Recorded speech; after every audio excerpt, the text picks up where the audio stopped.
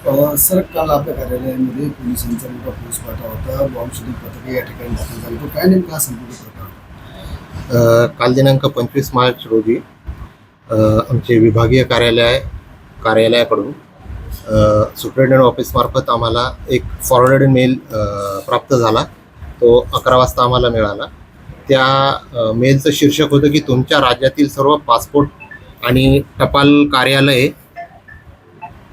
कार्यालयामध्ये दुपारी 12:10 सायनाईड विषारी वायू मिश्रित 16 RDX बॉम्बचा स्फोट होणार आहे. सर्वांना तातडीने बाहेर काढा. हा मेल प्राप्त झाल्यानंतर आम्ही लगेच ग्रामीण पोलीस स्टेशन येथे संपर्क केला.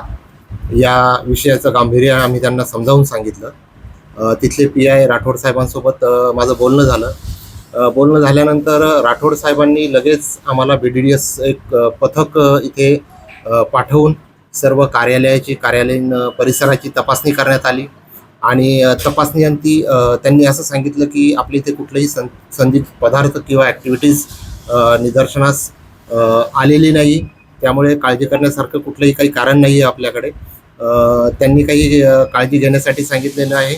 तसेच आमचे वरिष्ठ कार्यालय जे आहे त्यांच्याकडून सुद्धा काही निर्देश आम्हाला जे प्राप्त झालेत त्यानुसार आम्ही सध्या संपूर्ण ती काळजी घेत आहे.